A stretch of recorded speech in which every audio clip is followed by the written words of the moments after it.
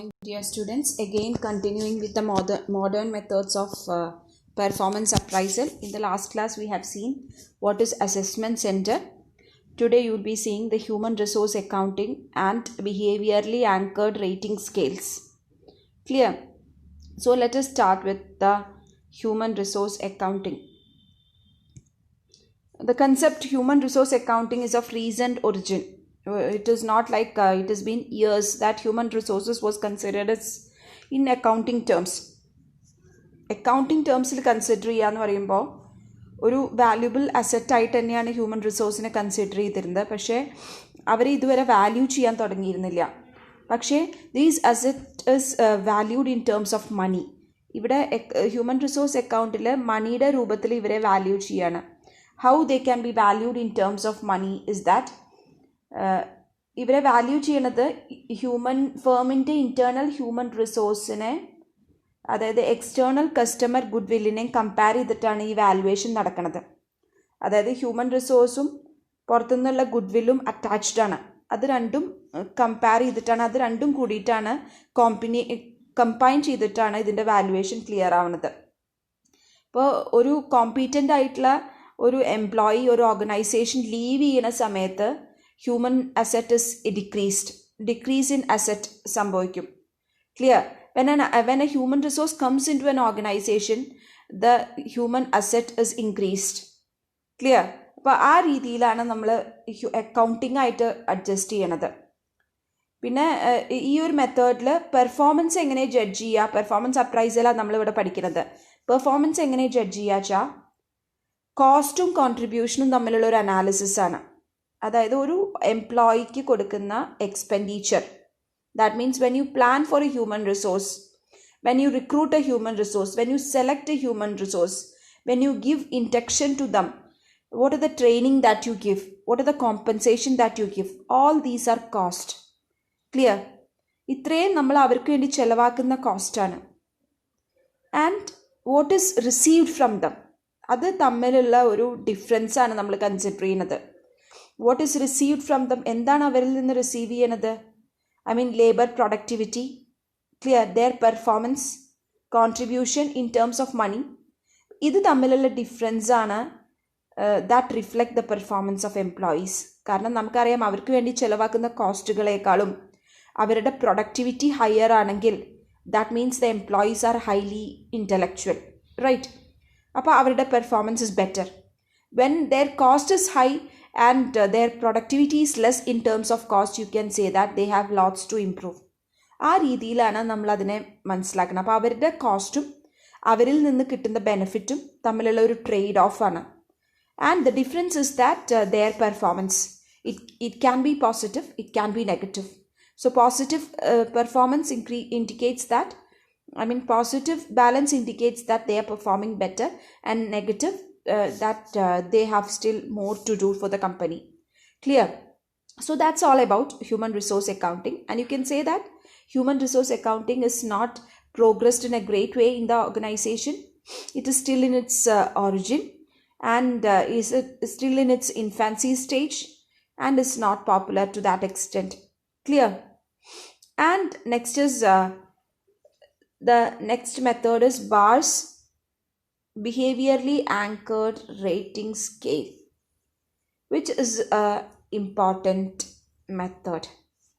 ഒരുപാട് ഡിസഡ്വാൻറ്റേജുകളൊക്കെ ചിലപ്പോൾ അതിനുണ്ടാവാം, പക്ഷേ എന്നാലും ബാർസ് എന്നാണ് പറയുക, BARS.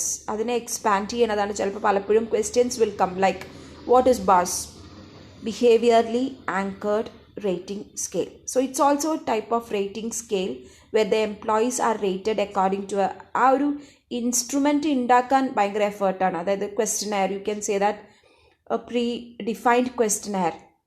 അപ്പോൾ ആ ഒരു ക്വസ്റ്റ്യനെയർ അല്ലെങ്കിൽ റേറ്റിംഗ് സ്കെയിൽ ഉണ്ടാക്കാൻ ഉള്ള എഫേർട്ടാണ് ഇതിൽ ഏറ്റവും ഇമ്പോർട്ടൻ്റ് ആയിട്ടുള്ളത്. So let us see it in detailed terms, right? Detailed ആയിട്ട് നമ്മൾ ബാർസിനെ ഡിഫൈൻ ചെയ്യാണ്.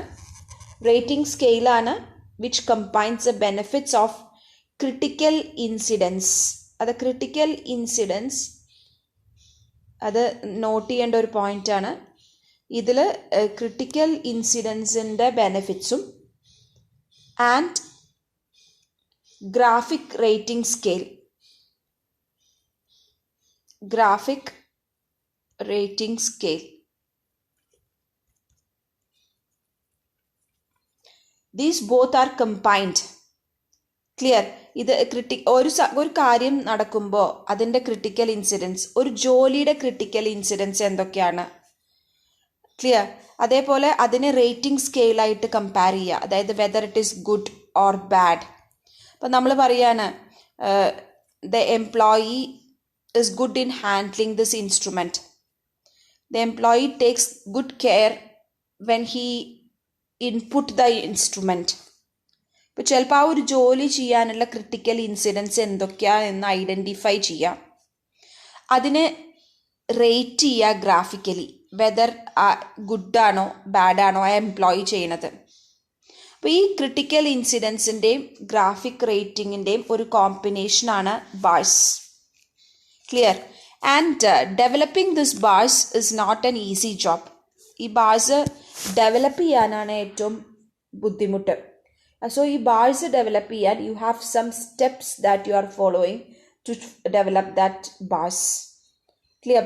ഈ ഒരു ക്രിട്ടിക്കൽ റേറ്റിംഗ് സ്കെയിൽ ഡെവലപ്പ് ചെയ്യാനാണ് ഏറ്റവും ബുദ്ധിമുട്ട്. അതായത് നമ്മളൊരാളെ ഒരു പെർഫോമൻസ് അപ്രൈസർക്ക് കൊടുക്കുകയാണ്, ഇതൊക്കെയാണ് ഒരു ജോലിക്ക് ആവശ്യം, നിങ്ങൾ നോക്കൂ എംപ്ലോയിക്ക് ഇതൊക്കെ ഉണ്ടോ. അപ്പം ഇതൊക്കെയാണ് ആവശ്യം എന്ന് പറയുമ്പോൾ ഇത് എന്തൊക്കെയാണെന്നുള്ളത് ഒരു നല്ല വിവരമുള്ള ഒരാൾക്കാണ് എന്തൊക്കെ ക്രിട്ടിക്കൽ ഇൻസിഡൻറ്റ്, ആ വേർഡ് മറക്കരുത്, എന്തൊക്കെ ക്രിട്ടിക്കൽ ഇൻസിഡൻസ് ആണ് ഒരു ജോലിക്ക് ആവശ്യം, ഒരു ജോലിനെ പ്രത്യേകമാക്കുന്ന ക്രിട്ടിക്കൽ ഇൻസിഡൻസ് എന്തൊക്കെയാണ്. ക്ലിയർ. ആ ഒരു ജോലിക്ക് വേണ്ടി എംപ്ലോയി എന്തൊക്കെ ക്രിട്ടിക്കൽ ഇൻസിഡൻസിൽ ഇൻവോൾവ് ആവണം, how you should appraise them, അനാവശ്യമായിട്ടുള്ള ഇൻസിഡൻസ് അല്ല അവിടെ, what is required for the job. അങ്ങനെ അറിഞ്ഞാൽ മാത്രമേ you will be able to compare the employees in a better way. അതറിയാൻ വേണ്ടിയിട്ടാണ് ബാർസ് ഡെവലപ്പ് ചെയ്യണത്. So first step is that generate the critical incidents. Critical incidents ഏതൊക്കെയാണ് എന്നുള്ളത് generate ചെയ്യുക. It is not easy. ആരാ അത് ചെയ്യണത്? ദിസ് ഈസ് ഒരു ജോലി അറിയുന്ന ആൾ, I mean person who know the job. Clear. Being appraise ചെയ്യാൻ പോണ ജോലി നന്നായി അറിയുന്ന ആളാണ് ഈ ക്രിട്ടിക്കൽ ഇൻസിഡൻസ് എന്തൊക്കെയാണെന്ന് ജനറേറ്റ് ചെയ്യുക. ഒബ്വിയസ്ലി ആരായിരിക്കും? ഒന്നുകിൽ ആ ജോലി ചെയ്യുന്ന ആൾക്കാരായിരിക്കാം, അല്ലെങ്കിൽ സൂപ്പർവൈസേഴ്സ് ആവും. Clear. They know critically about what is happening. Job holders ആവും, അല്ലെങ്കിൽ സൂപ്പർവൈസേഴ്സ് ആവും. They are asked to describe specific illustrations, or you can say critical incidents ഏതൊക്കെയാണ് of effective and ineffective performance. ഒരു പെർഫോമൻസ് ഇഫക്റ്റീവ് ആക്കണമെങ്കിലുള്ള കൃത്യമായിട്ടുള്ള critical ഇൻസിഡൻസും ഒരു performance ineffective ആവണമെങ്കിൽ എന്തൊക്കെ സംഭവിക്കാം. ഒരാളുടെ അശ്രദ്ധയാവാം, ഒരാളുടെ പല പല റീസൺസ് ഉണ്ടാവും, അത് ആ ജോലിക്ക് മാത്രമായിട്ടുള്ള കാരണങ്ങളുണ്ടാവും. അപ്പോൾ ഇത് രണ്ടും ഐഡൻറ്റിഫൈ ചെയ്യുക. ഇത് രണ്ടും ഐഡൻറ്റിഫൈ ചെയ്ത് ജനറേറ്റ് ചെയ്യാണ് ചെയ്യണത് one by one. For this job ഇത്രയും ഒരു 10-25 ക്രിട്ടിക്കൽ ഇൻസിഡൻസ് എഴുതി ഉണ്ടാക്കും. അത് സൂപ്പർവൈസറാണ്, ആ ജോലി കൃത്യമായി അറിയുന്ന ഒരാളാണ് അത് ചെയ്യുന്നത്. That is the first step of developing A bar. Bars develop ചെയ്യാനുള്ള ആദ്യത്തെ സ്റ്റെപ്പായിട്ടാണ് നമ്മളോട് ഇത് പറയുന്നത്. Clear? And let us see what is the second step. Second step is to develop the performance dimensions. Second step ആണ് performance dimensions develop ചെയ്യുക. Performance. I hope it's clear to you. Performance dimensions develop ചെയ്യുക.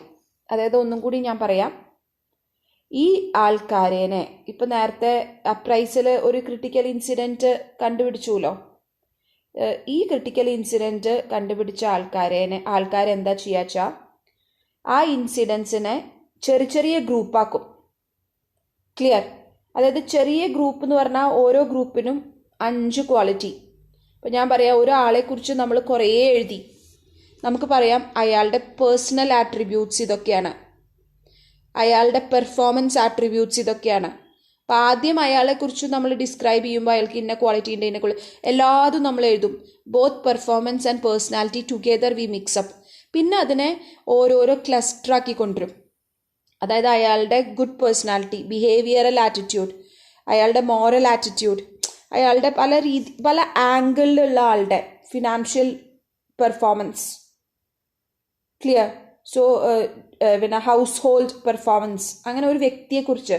അപ്പോൾ ഒരു ഓർഗനൈസേഷനിൽ നമ്മൾ ആദ്യത്തെ സ്റ്റെപ്പിൽ കണ്ടെത്തിയിട്ടുള്ള കുറേ ക്രിട്ടിക്കൽ ഇൻസിഡൻസ് സ്മോൾ ഗ്രൂപ്പ്സ് ആയിട്ട് തിരിക്കും, small clusters, clear. And small critical incidents, അതായത് എഫിഷ്യൻസീനെ ഓരോ ഡയമെൻഷൻസ് ആക്കും. അപ്പോൾ ആ ഡയമെൻഷൻസിൻ്റെ ഉള്ളിൽ അപ്പോൾ നമ്മൾ കണ്ടെത്തിയിട്ടുണ്ടെങ്കിൽ ചിലപ്പോൾ ഒരു 25 എണ്ണം കണ്ടെത്തിയിട്ടുണ്ടെന്ന് വെച്ചാൽ 5 ഡയമെൻഷൻസ് കൊണ്ടുവരും.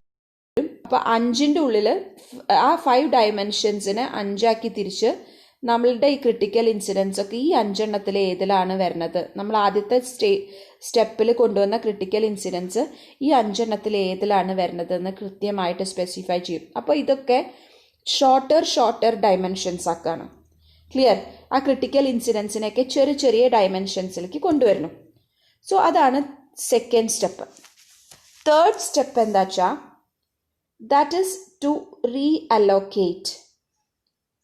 റീഅലോക്കേറ്റ് ദ ഇൻസിഡൻസ്. ഇപ്പോൾ ആദ്യം എന്താ ചെയ്ത്, ഒരാൾ ഈ ഇൻസിഡൻസിനെ ഒക്കെ റെഡിയാക്കി വെച്ചു, ഒരു ജോബ് അറിയുന്ന ആൾ. പിന്നെ അത് 5 ഡയമെൻഷൻസ് ആക്കിയിട്ട് തിരിച്ചിട്ട് ഈ പിന്നെ ഇതിലേതിലാണ് ആ ഇൻസിഡൻസ് വരിക വെച്ചാൽ 1 by 1 ആയിട്ട് നമ്മൾക്ക് റേറ്റ് ചെയ്യാൻ വേണ്ടിയിട്ടാണ്, കൊടുക്കാനാണ്. അപ്പോൾ നമുക്ക് പറയാലോ അയാളുടെ ഇന്ന ഏരിയയാണ് മോശം, അല്ലെങ്കിൽ ഇന്ന ഭാഗമാണ് അയാൾ ശ്രദ്ധിക്കേണ്ടത്, ഒരു ജോലിയിൽ ഈ പാർട്ടിലാണ് അയാൾക്ക് മോശം, അയാളുടെ മാർക്കറ്റിംഗ് സൈഡാണ് വീക്ക്, അയാളുടെ പ്രൊഡക്ഷൻ സൈഡാണ് വീക്ക്. നമുക്കത് പിൻ പോയിന്റ് ചെയ്യാനാണ് ക്ലസ്റ്ററാക്കി തിരിക്കുന്നത്. അല്ലെങ്കിൽ എന്താ ഉണ്ടാവുക വെച്ചാൽ ഒരാളുടെ ഏത് പാർട്ടിലാണ് വീക്ക്നെസ് എന്ന് നമുക്ക് പറയാൻ പറ്റില്ല. അപ്പോൾ ഇതും ആദ്യത്തെ ആൾക്കാർ തന്നെയാണ് ഐഡൻറ്റിഫൈ ചെയ്യണത്, ജോലി അറിയാവുന്ന ആദ്യത്തെ ആൾക്കാർ. മൂന്നാമത്തെ സ്റ്റെപ്പ് റീഅലോക്കേറ്റ് ദ ഇൻസിഡൻസ് എന്ന് പറയുമ്പോൾ ഈ ഉണ്ടാക്കി വെച്ച സാധനങ്ങൾ വേറൊരാളെ കൊണ്ട് വീണ്ടും, അതായത് അയാളോട് പറയില്ല ഒരിക്കലും, പിന്നെ ഇത് കൃത്യമായി ഈ ഒരു പാർട്ട് പറയാതെ ഈ ഒരു ഇൻസിഡൻസ് വേറൊരാളെ ഏൽപ്പിക്കും. എന്നിട്ട് നോക്കും, അതായത് നല്ലോണം ജോബ് അറിയുന്ന വേറൊരു വ്യക്തിയെ കൊണ്ട് വീണ്ടും ഇതുപോലെ ഇങ്ങനെ സബ് ഹെഡിങ്സ് ആയിട്ട് തിരിക്കാൻ പറയും. അതായത് ഇത് എന്തിനു വേണ്ടിയിട്ടാ വെച്ചാൽ ആദ്യത്തെ ആൾ ചെയ്ത കാര്യങ്ങൾ കറക്റ്റ് തന്നെയാണോ, is it in the same way that these persons, രണ്ടാമത് ഈ ഒരു ജോലി കൊടുത്ത ആൾക്കാരും ഇത് അതേ രീതിയിൽ തന്നെയാണോ ചെയ്യുന്നത്. ഹ്യൂമൻ ബീയിങ്സ് ആണ്. ചിലപ്പോൾ എനിക്ക് ഒരു ക്രിട്ടിക്കൽ ഇൻസിഡൻറ്റ് ഇന്ന കാറ്റഗറിയിലാണ് പെടേണ്ടതെന്ന് എനിക്ക് തോന്നിയാൽ ചിലപ്പോൾ വേറൊരു വ്യക്തിക്ക് തോന്നുന്നുണ്ടാവും, എന്നേക്കാളും അറിവുള്ള ഒരു വ്യക്തിക്ക് അത് ചിലപ്പോൾ അവിടെ ആവില്ല, അത് വേറെയാവും. പേഴ്സണൽ എറേഴ്സ് വരാനുള്ള ഒരു പോസിബിലിറ്റി ഉണ്ട് നമുക്ക്, because you are dealing with human beings. അപ്പോൾ അവരുടെ ആട്രിബ്യൂട്ട്സ് പല ആംഗിളിൽ ചിന്തിക്കാൻ പറ്റുന്നതാണ്. And all these critical incidents will be closely related also. So it is given to another person and another group of persons who know the job.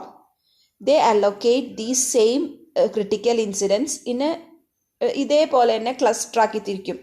അപ്പോൾ ക്ലസ്റ്ററിൻ്റെ ഡെഫിനേഷനൊക്കെ അവർക്ക് കൊടുക്കും, critical ഇൻസിഡൻസും കൊടുക്കും. എന്നിട്ട് അവരോട് പറയും ഒന്ന് അസൈൻ ചെയ്യാൻ.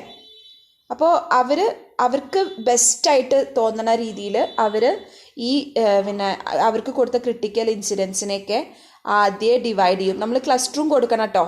എത്രയൊക്കെ ക്ലസ്റ്റേഴ്സ് ഉണ്ട് വെച്ചാൽ ആ ക്ലസ്റ്ററിൻ്റെ പേരൊക്കെ കൊടുക്കും. എന്നിട്ട് ആ ക്ലസ്റ്ററിൻ്റെ അണ്ടറിൽ തന്നെ ഇത് കൊണ്ടുവരും.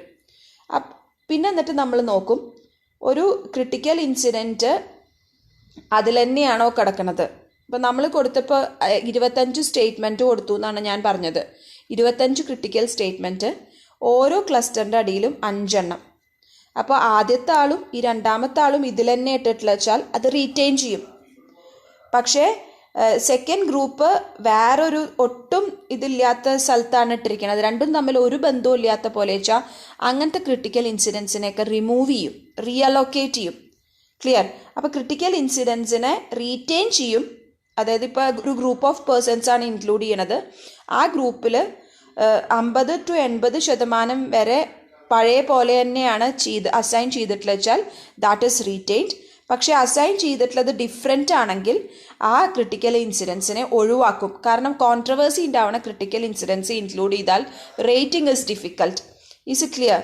And next step is that third step കഴിഞ്ഞു. And fourth step is that you scale the incidents. ഈ ഇൻസിഡൻസിനെ സ്കെയിൽ ചെയ്യും. അതായത് ചിലപ്പോൾ സാറ്റിസ്ഫാക്ടറി, ഡിസാറ്റിസ്ഫാക്ടറി, അതേപോലെ പുവർ, വെരി പുവർ റേറ്റ് ചെയ്യും.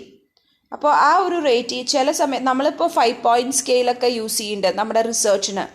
പക്ഷേ ഇവിടെ പലപ്പോഴും 7 പോയിൻറ്റ് സ്കെയിൽ ആൻഡ്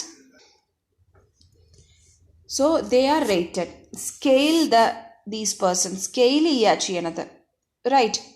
അപ്പോൾ ഈ ഒരു മെത്തേഡിൽ ഏറ്റവും ഇമ്പോർട്ടൻ്റ് ആയിട്ട് കിടക്കുന്നത് സ്കെയിലിംഗ് ആണ്. ക്ലിയർ? അപ്പോൾ സ്കെയിൽ ദ ഇൻസിഡൻസ്. അപ്പോൾ സ്കെയിലിംഗ് ദ ഇൻസിഡൻസ് മീൻസ് നമ്മൾ ഇപ്പോൾ ഞാൻ പറഞ്ഞ പോലെ തന്നെയാണ് സ്കെയിലിംഗ്. 5 പോയിൻറ്റ് സ്കെയിലാണ് യൂസ് ചെയ്യണമെന്ന് ഞാൻ പറഞ്ഞു. പക്ഷേ ഇവിടെ പലപ്പോഴും അതല്ല, 7 to 9 point scales are used. അതായത് ഒരു തരത്തിലുള്ള ഡീവിയേഷൻസും ഇല്ലാതിരിക്കാനാണ് ഈ രീതിയിലുള്ള സ്കെയിലിംഗ് നമ്മൾ ഉപയോഗിക്കുന്നത്. 7 to 9 പോയിൻറ്റ് സ്കെയിൽ. ഇപ്പോൾ നമ്മൾ റിസർച്ചിൽ എപ്പോഴും good, very good, poor, very poor, bad, ഇങ്ങനെ 5 സ്കെയിലൊക്കെ യൂസ് ചെയ്യും.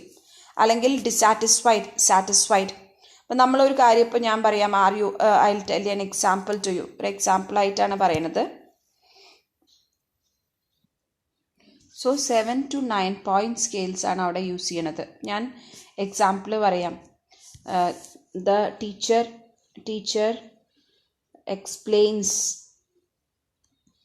explains the concept well.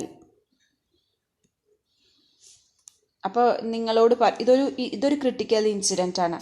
അപ്പോൾ നിങ്ങൾക്ക് പറയാം highly agree, neutral, disagree, highly disagree. ഇതൊരു 5 പോയിൻറ്റ് സ്കെയിലാണ്. ഈ ഒരു ക്വസ്റ്റ്യൻ നിങ്ങൾക്ക് തരുമ്പോൾ നിങ്ങൾക്ക് എവിടെ വേണമെങ്കിലും ടിക്ക് ഇടാം, നിങ്ങളുടെ റേറ്റിംഗ് ആണ്.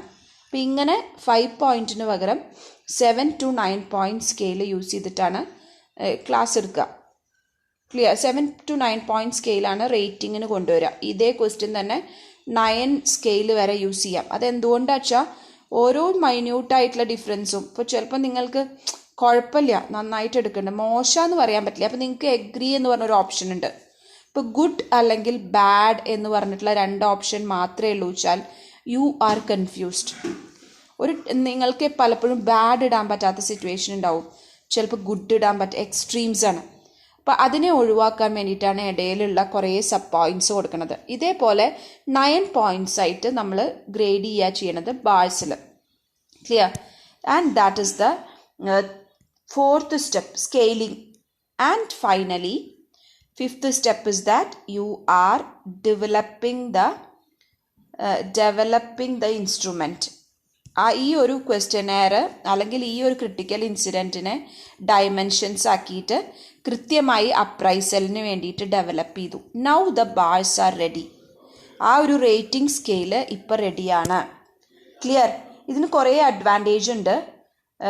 ജോലി അറിയുന്ന ആൾക്കാർക്ക് ഭയങ്കര എളുപ്പത്തിൽ ഡെവലപ്പ് ചെയ്യാൻ പറ്റും ബാഴ്സ്. അപ്പോൾ നല്ലൊരു ക്ലാരിഫൈ ആണ്. ഗുഡ് പെർഫോമൻസും ബാഡ് പെർഫോമൻസും തമ്മിൽ വേർതിരിച്ചറിയാനൊക്കെ കൃത്യമായിട്ട് ഇവാലുവേറ്റ് ചെയ്തിട്ട് 2 തവണ ഇവാലുവേറ്റ് ചെയ്തിട്ടാണ് ചെയ്യണത്. സോ ഇനി ഇത് അപ്രൈസലിന് വേണ്ടി കൊടുക്കുകയാണ്. അതായത് ആരാണോ അപ്രൈസലിന് വേണ്ടി പോകുന്നത് അവർക്ക് കൊടുക്കാം. അപ്പോൾ അവർക്ക് കൃത്യമായിട്ട് അറിയാം എന്താണ് ജഡ്ജ് ചെയ്യേണ്ടത്.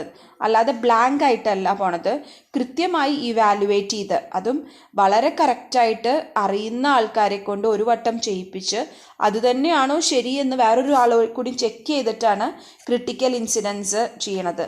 പക്ഷെ ഒരു കാര്യം ശ്രദ്ധിക്കണം, ക്ലസ്റ്റർ ചെയ്യുമ്പോൾ ഒരു ക്ലസ്റ്ററിൻ്റെ അണ്ടറിൽ ഒരു 10-20 എണ്ണമൊന്നും വരാൻ പാടില്ല.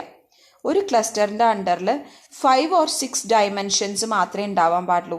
എന്നാൽ മാത്രമേ this proves to be very, അങ്ങനെയാണെങ്കിൽ മാത്രമേ അതിനൊരു ക്ലാരിറ്റി ഉണ്ടാവുള്ളൂ. Clear? So and it is reliable also. Reliable ആയിട്ടുള്ള ഒരു മെത്തേഡാണ്. ശരിക്കും ഇത് എക്സ്പെൻസീവ് ആയിട്ടുള്ള മെത്തേഡാണ്. പക്ഷേ it is in its infancy stage. അത് വന്ന് ഡെവലപ്പ് ചെയ്ത് വരണേ ഉള്ളൂ. അപ്പോൾ അതുകൊണ്ട് it will take time. Traditional മെത്തേഡ്സിനേക്കാളും എന്തുകൊണ്ടും ഡെവലപ്ഡ് ആയിട്ടുള്ള ഒരു മെത്തേഡാണ് BARS. So, and in the next class, we'll see MBO and 360 degree of performance, and we'll complete the methods of performance appraisal in the next class. And you should know that this is very, very important ആയിട്ടുള്ള ഒരു കാര്യമാണ്. ഇത് കഴിഞ്ഞാൽ ശരിക്കും ഒരു ചാപ്റ്ററും കൂടി career development എന്ന് പറഞ്ഞ ചാപ്റ്റർ ഉണ്ട്. അത്ര ഭയങ്കര വലുതല്ല. അത് കഴിഞ്ഞാൽ 4th മൊഡ്യൂൾ നമ്മുടെ അവസാനിക്കും. And you have one more 5th module that we will be completing within this month. Okay, take care. ഒരു കാര്യം കൂടി എനിക്ക് പറയാണ്ട്, ഞാൻ ഈ സാറ്റർഡേ സൺഡേ നാളെയും മറ്റന്നാളും സൺഡേയും കൂടി അന്ന് ഫിനാൻഷ്യൽ അക്കൗണ്ടിങ്ങിലെ ബാക്കിയുള്ള ഭാഗം എടുത്ത് തീർക്കട്ടെ. നിങ്ങൾക്ക് കാണാൻ ബുദ്ധിമുട്ടുണ്ടാവുമോ? നിങ്ങൾ ആ ഫിനാൻഷ്യൽ അക്കൗണ്ടിങ് കുറച്ച് പേരൊക്കെ പഠിച്ചു തുടങ്ങിയെന്ന് എനിക്കറിയാം. And I need N answer today. Shall I take it? ഒരു 6-7 വീഡിയോയും കൂടി ഉണ്ടെങ്കിൽ നമ്മുടെ ക്ലാസ് തീരും. നിങ്ങൾക്ക് കുറേശ്ശെ അത് പഠിച്ചു തുടങ്ങാം. ക്ലിയർ? അപ്പോൾ എൻ്റെ ബാക്കിയുള്ള ആദ്യത്തെ വീഡിയോസും ഞാൻ ഇടാം. ഒപ്പം ഈ വീഡിയോസും ബാക്കിയുള്ള വീഡിയോസും കൂടി ഇടുമ്പോൾ ഒരു കറക്റ്റായിട്ടുള്ള ഒരു വേയിൽ പോവും. നിങ്ങൾക്ക് അത്ര ബുദ്ധിമുട്ടുണ്ടാവാനുള്ള പോസിബിലിറ്റി ഇല്ല. ഒരു answer, will you tell me an answer today it self? Okay, take care. Bye bye.